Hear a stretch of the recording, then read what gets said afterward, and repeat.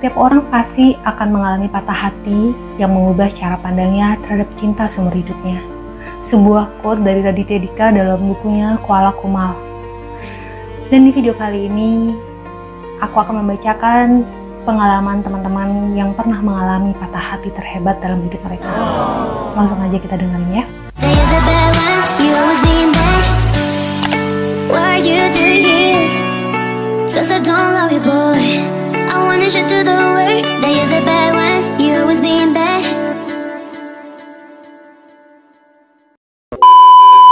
Halo teman-teman, kalian semua apa kabar? Kalian semua baik-baik aja kan?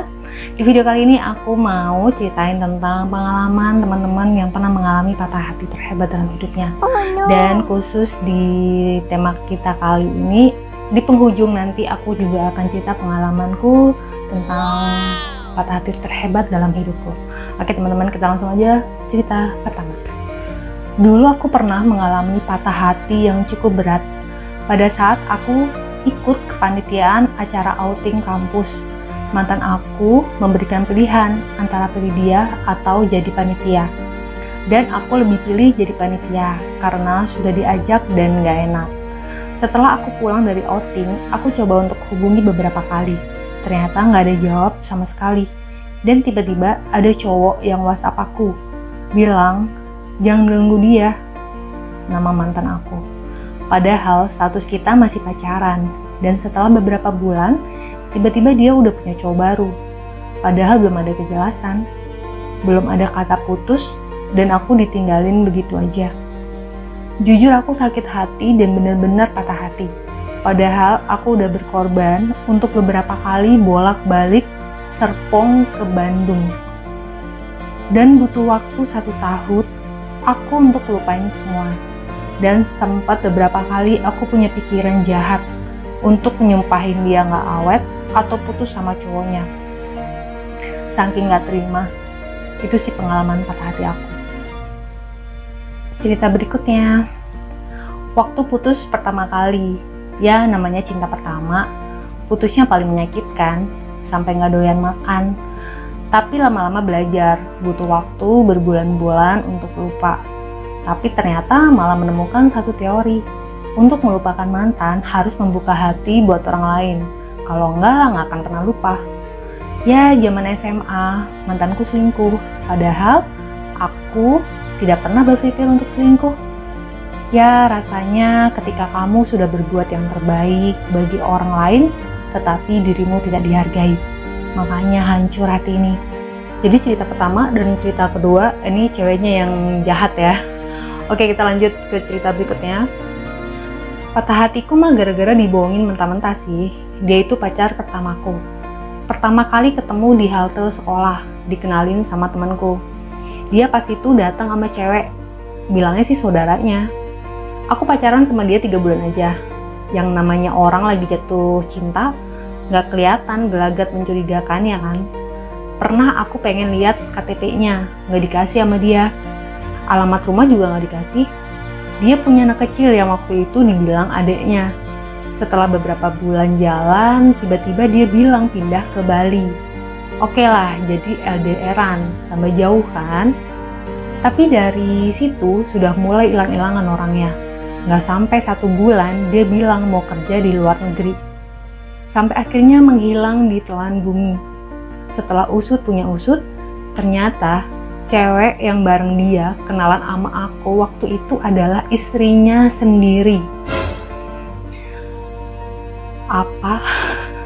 Jahat. Dan yang dia bilang adiknya adalah anaknya sendiri. Oh no. Namanya orang wis sayang dan apalagi pacar pertama ya. Bener-bener down aku di situ. Untungnya pas itu udah selesai ujian. Makanya pacaran-pacaran selanjutnya pas patah hati sudah bisa mengatasi. Gila sih ini sekarang cowoknya yang fuckboy. Pernah ngalamin patah hati dulu waktu zaman sekolah. Berawal dari rasa bosan tiap kali ganti pasangan, mulai ngerasa jenuh. Mulai mikir apa sih sebenarnya dicari. Nah, dari sini mulai mikir gimana rasanya kalau kita meskipun dikecewain, tapi kita tetap berusaha buat stay bukan ngerasa kecewa dan nyerah. Udah tuh kan, gimana caranya buat bikin betah pasangan? Udah berhenti tuh namanya nyaman diperhatiin wanita lain. Bisa dibilang bucin, ya bener juga. Tapi gak apa-apa lah aku, namanya juga sayang kan, mau gimana? Orang ngatain kita ya harus tetap jalanin komitmen. Udah tuh kan, kita jalan setahun setengah, dianya mulai berubah. Yang mulai dari banyaknya alasan buat gak bales chat, yang alasan sibuk les, pulang sekolah yang tiba-tiba awalnya minta jemput, tahu-tahu berubah pikiran. Mulai tuh aku mikir, kok ada yang aneh? Ya aku coba samperin, tanya, kamu di mana? Udah sampai rumah apa belum? Terus dianya bales, bilang kalau ada di tempat les mau pulang.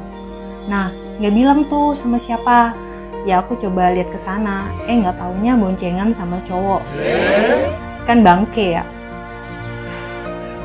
Mulai dari situ aku ngerasa baiknya kita kalau punya perasaan sama seseorang jangan terlalu dalam.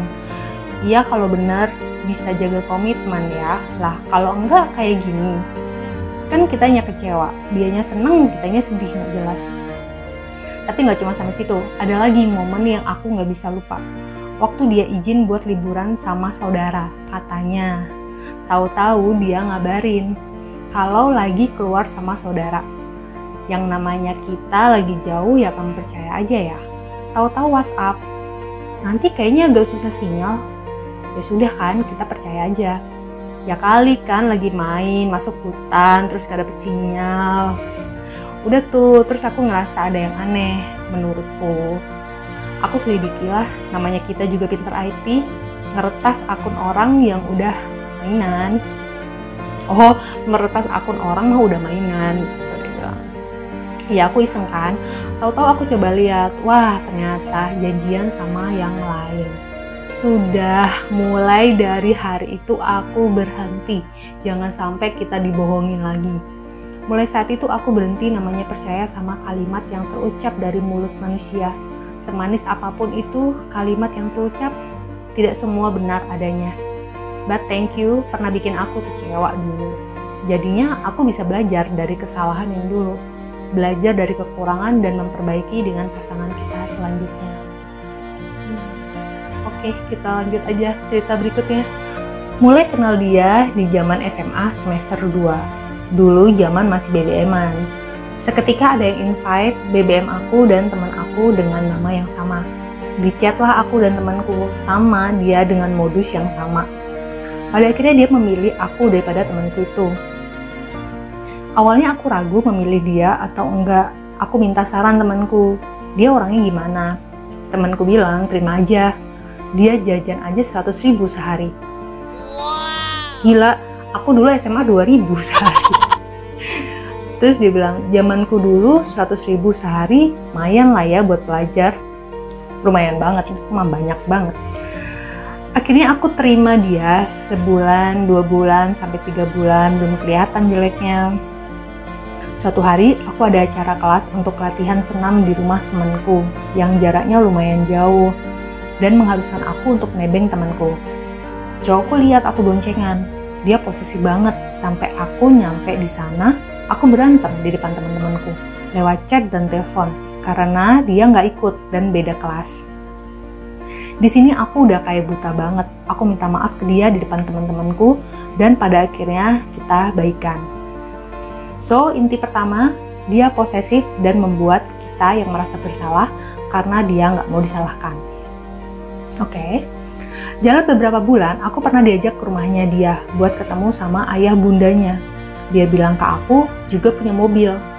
Pas aku datang ke rumahnya, ternyata jauh dari ekspektasi. Rumahnya nggak sebanding sama uang jajan dia.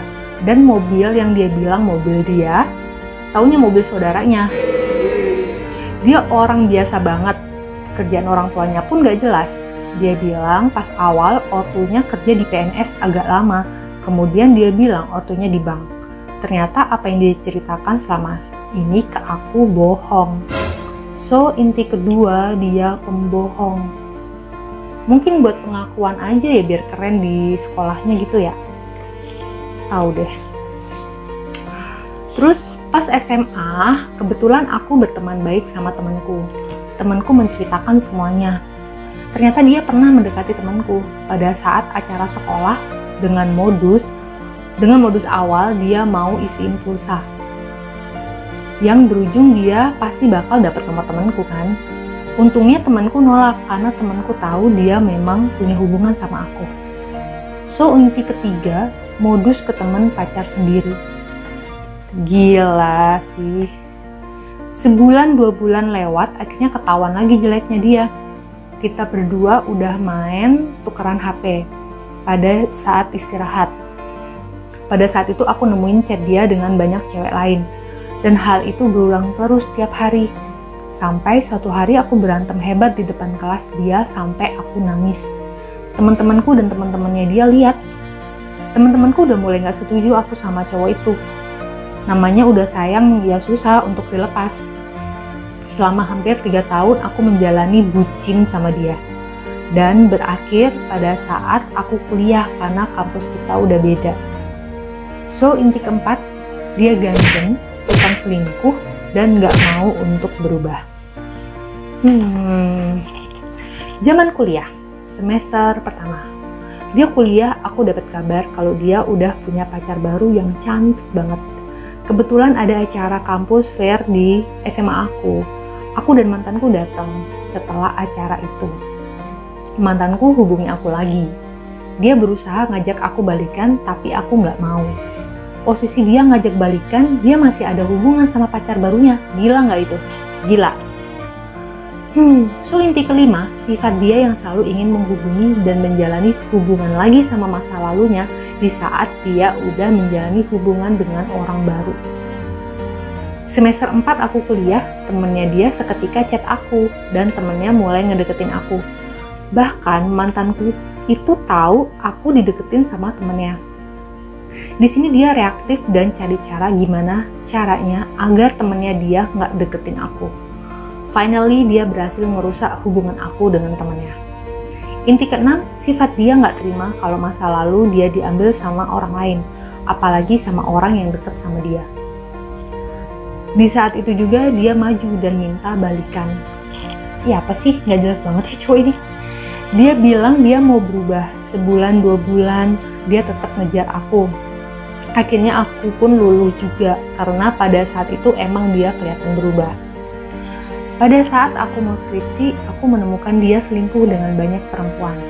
Tapi aku udah terlanjur sayang sama dia dan akhirnya aku maafin. Ketahuan lagi pada saat aku job fair nyari kerja, ternyata dia berulah lagi. Kebetulan aku job fair diantar dia karena dia lagi nggak ada jam kuliah. Aku cek di HP-nya, aku nemuin salah satu perempuan yang memang aku curigain dia ada apa-apanya. Diam-diam aku save nomor perempuan itu dan aku hubungin dia. Perempuan itu bilang hanya teman, tapi di sini aku curiga. Akhirnya aku cek lah adik mantanku itu. Ternyata bener, mantanku sering jalan sama perempuan itu dan hanya berdua. Dia jalan sama selingkuhannya. Semenjak aku masih nyari kerja dan aku baru tahu semua informasinya beberapa hari setelah aku dapat kerja. Karena dulu aku terlalu sayang banget sama dia, jadi nggak apa-apa, aku bela-belain sakit hati, yang penting hubungan aku tetap bertahan. Bego banget ya. Pada akhirnya yang membuat aku sakit hati, dia lebih memilih perempuan itu yang baru kenal beberapa bulan doang, di tempat umum dengan suara lancang, dan bilang kalau aku terlalu overprotective, dan karena aku sibuk mencari kerja. Bahkan beberapa hari aku kerja pun gak ada waktu buat dia selama aku sama mantanku itu. Saking keselnya aku sampai ngucap, lo gak akan pernah lulus kuliah dan gak akan pernah bahagia sama dia. Sampai saat ini aku belum dapat kabar tentang kelulusannya. Sedangkan sudah banyak temen jurusannya yang memang sudah lulus. Aku gak tahu ya apakah emang doa aku terkabulkan atau memang itu pembalasan dia. So inti ketujuh, karena dia keseringan selingkuh, walaupun dia bilang dia berubah, tetap susah untuk merubah habit buruknya. First time aku dipermalukan depan umum, dia lebih memilih perempuan itu daripada aku. Ini yang membuat aku sakit hati. Sekarang aku sadar, memang benar dia bukan laki-laki yang baik. Semua inti yang aku sebutin itu, aku baru memahaminya setelah udah gak bersama dia. Aku sadar kalau aku udah ngejalanin hubungan dengan orang yang toksik banget. Untuk apa aku ngejalanin hubungan bertahun-tahun, tapi kalau sama orang toksik kayak gitu, rugi banget. Buat kalian perempuan yang di sana, jangan terlalu percaya sama omongan laki-laki yang terlalu manis. Kalaupun kalian pernah diselingkuhi, jangan membalas dendam. Duduk dan tunggu aja. Dia yang menyakitimu akan mendapat kekacauan dalam hidupnya. Dan jika kamu beruntung, Tuhan akan membuatmu melihat kehancurannya. Oke, lanjut aja yuk. Jadi ceritanya gini. Aku balikan sama mantan aku tahun 2017, tapi kita LDR. Aku di sini, dia di Jayapura. Aku inget banget dia pulang waktu lebaran tahun 2018. Aku jemput dia di bandara saat takbiran. Jadi besoknya hari raya. Nah, waktu sampai Probolinggo, dia ajak aku ke rumahnya. Aku udah kenal sama orang tuanya, karena kita dulu teman SMP. Sampai SMA, pacaran, ya cinta monyet gitu. Habis aku diajak ke rumah dia, aku pulang dan dia kumpul sama teman-temannya. HP-nya ketinggalan di rumah aku. Tiba-tiba ada WhatsApp yang ternyata itu dari mantannya. Aku bales dong. Aku bilang aku ceweknya. Dan ternyata mantannya itu tahu kalau cowok aku udah punya cewek, yaitu aku. Di akhir chat WhatsApp, si mantannya ini bilang intinya nggak akan ganggu hubungan kita lagi. Udahlah, aku lega. Karena ini tuh mantan tunangan dia. Nah, kan besoknya hari raya. Aku diajak sama keluarga dia ke Jember. Di sana aku ketemu sama semua keluarganya. Bahkan ayah dia bilang, cepet beli cincin, jangan sampai terulang lagi kayak kemarin. Maksudnya terulang lagi sama mantan tunangannya yang gak jadi itu. Beberapa hari setelah dari Jember, perasaan aku gak enak. Aku WhatsApp dia, tanya dia di mana, dia bales pakai HP adiknya. Katanya dia gak ada kuota. Pokoknya hari ini aku mikir, pasti dia gak ada di sini. Pasti dia di luar kota. Aku gitu terus. Soalnya besoknya dia baru bales. Tambah curiga aku. Besoknya aku suruh dia Sherlock. Dia lama banget mau Sherlock. Kebetulan dia bilangnya baru ada kuota. Makanya aku suruh dia Sherlock. 3 jaman dia baru Sherlock kalau dia ada di rumahnya. Tapi aku tetap kayak gak percaya gitu. Akhirnya pada hari itu ada yang kirim aku screenshotan story mantan dia. Mantan dia itu buat story ada di Malang sama cowok aku. Wah, langsung kan aku kirim ke cowokku. Dia alasan katanya itu foto lama. Ya kan aku gak sebodoh itu. Percaya kalau itu foto lama. Udah aku diemin, gak lama aku makin sering buat story sama cowokku. Padahal mantan dia itu tahu loh kalau cowok aku ini punya cewek. Jadi aku bener-bener sakit hati banget. Kayak aku yang jemput kamu ya di bandara, aku juga udah dibawa ke keluarganya. Dan lebih parahnya lagi, dia itu bilang langsung ke orang tua aku kalau dia mau nikah sama aku tahun depan. Dan bulan ini, pada saat itu, dia ngelamar aku. Si cowok ini tetap nggak ngaku dengan berbagai alasan. Si cowokku ini udah balik ke Jayapura kan. Gak lama ada DM dari cewek lain dong, bukan mantannya, ini beda lagi. Cewek ini ada di Jayapura juga. Bilang intinya, aku suruh bilang ke cowokku jangan gangguin dia.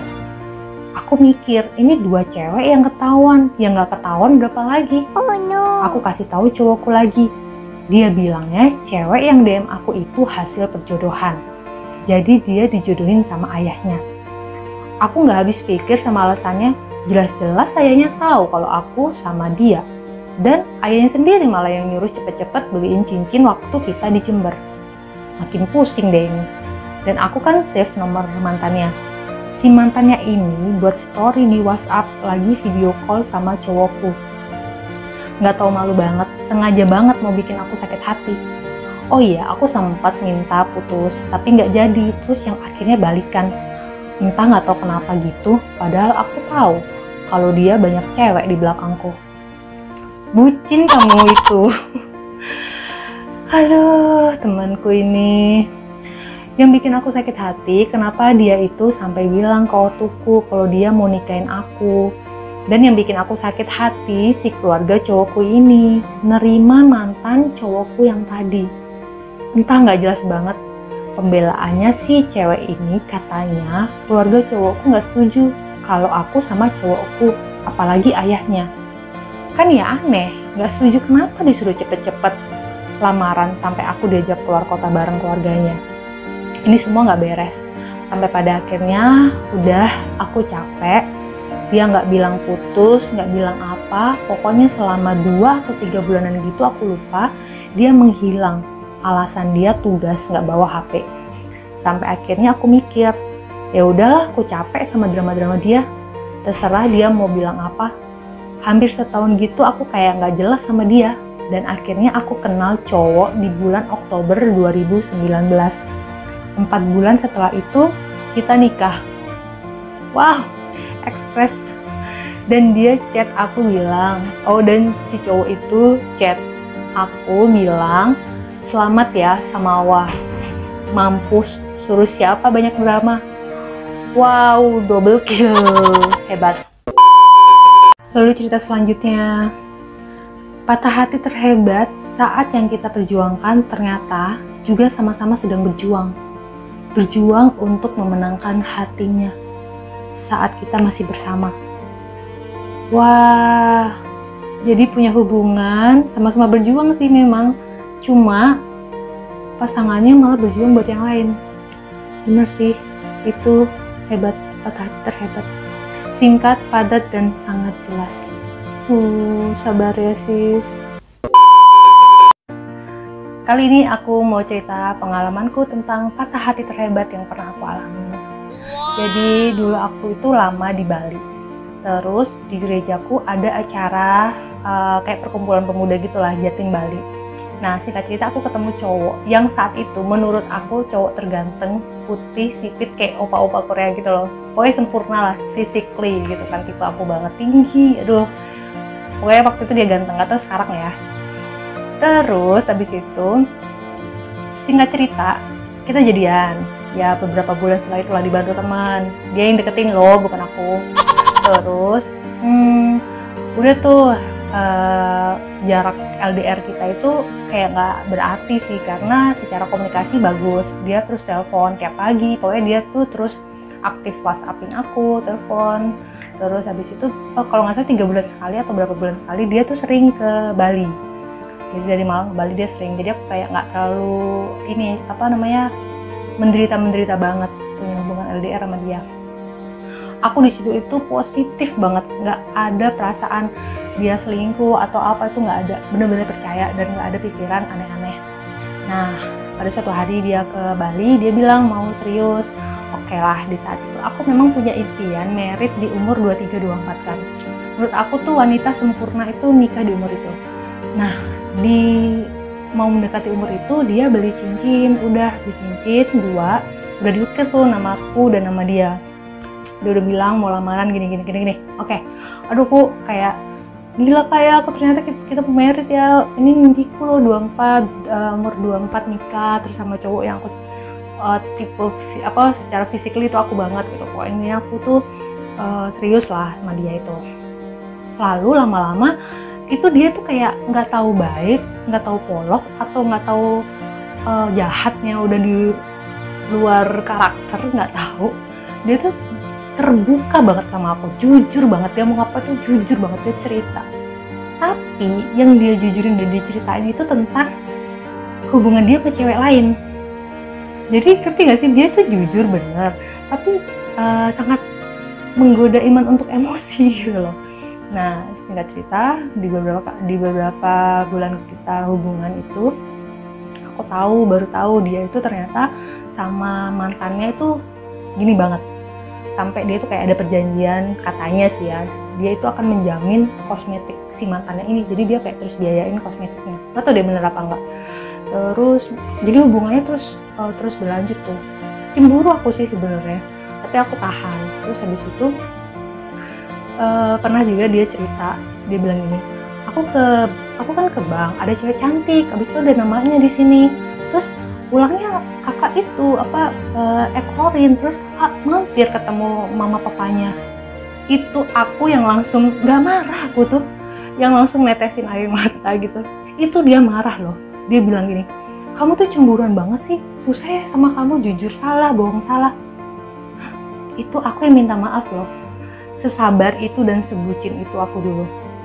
Habis itu udah tuh kita kan mau rencanain nikah gitu kan. Terus habis itu aku pulang, aku tuh ninggalin kerjaanku di Bali.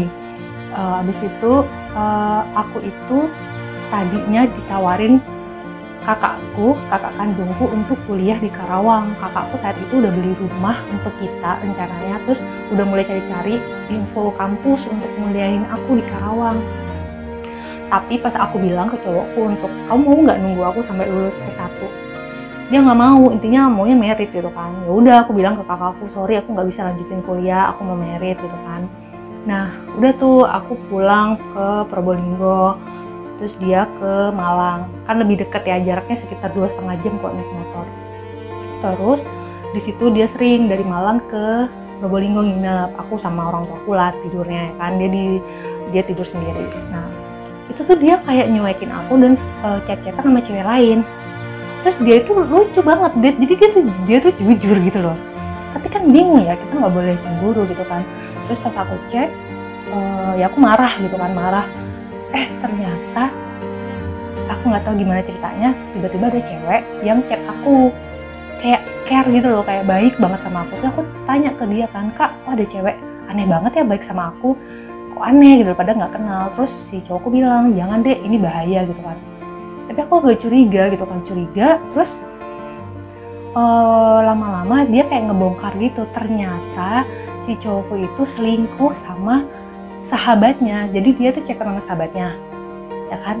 Nah dia itu selingkuh sama sahabatnya gitu. Aku bingung deh jelasin. Jadi dia itu chat-chatannya sama sahabat si A gitu kan. Tapi si A, dia lagi ngomongin si A sahabatnya. Bingung gak sih? Aku juga bingung jadi jelasinnya. Pokoknya gitu deh, pokoknya dia selingkuh. Nah abis itu tuh aku ngamuk banget, marah banget, nyuruh dia langsung balik ke Malang lah saat itu, nggak usah lah ini gitu kan. Udah, terus yang bikin aku sakit, dan di situ kebongkar lah semua.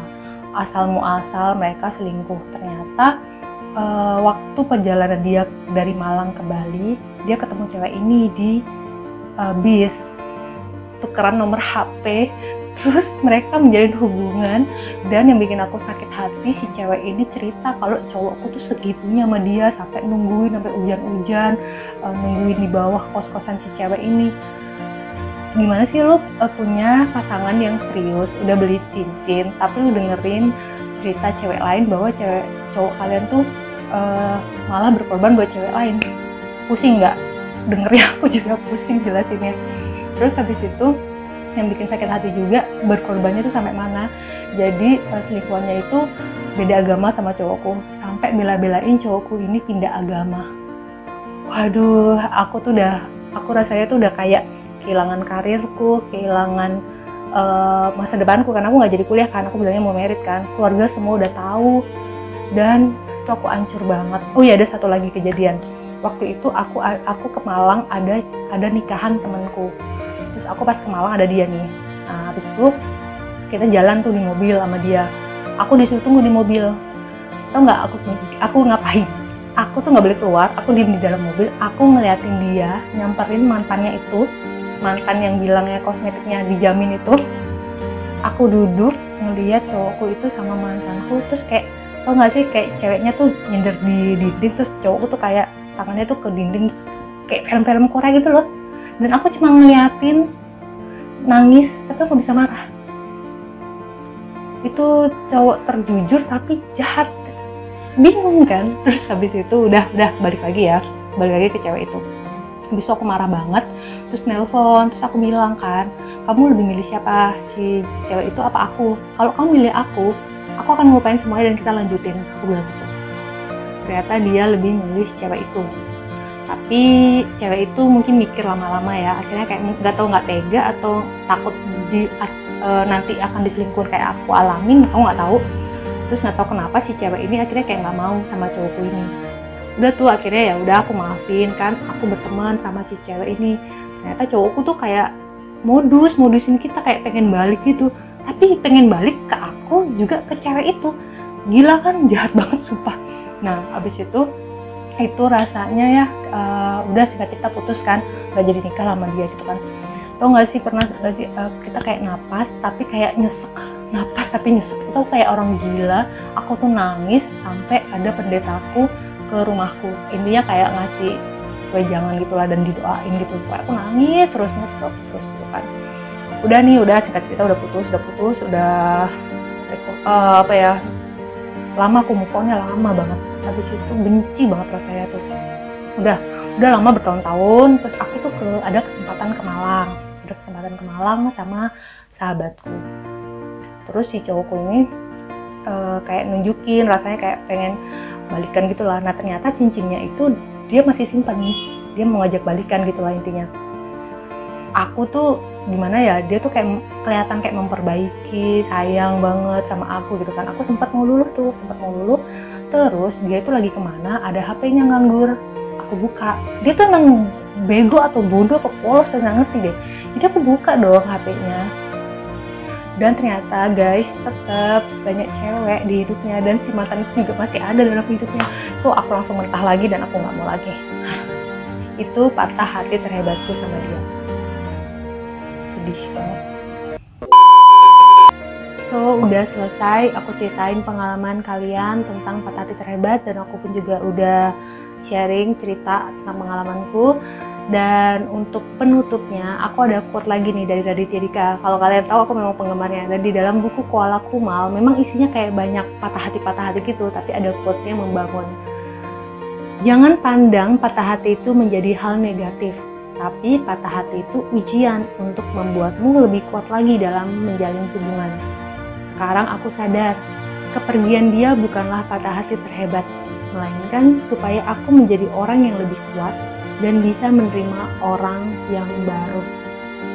So teman-teman, kita tetap memaafkan dan justru kita bersyukur dengan adanya mereka yang udah nyakitin kita. Itu akan membawa kita kepada sikap yang lebih bijak. Jika nanti kita akan diberikan pasangan yang terbaik dari Tuhan, kita akan lebih menghargai dan lebih menjaga. Dan teman-teman, kalau kalian suka dengan video ini, tolong di like, tolong di komen kalau kalian punya pengalaman lain tentang patah hati terhebat dalam hidup kalian, dan share ke teman-teman kalian. Dan terima kasih udah nonton video ini dari awal sampai akhir. See you di next video. Dadah.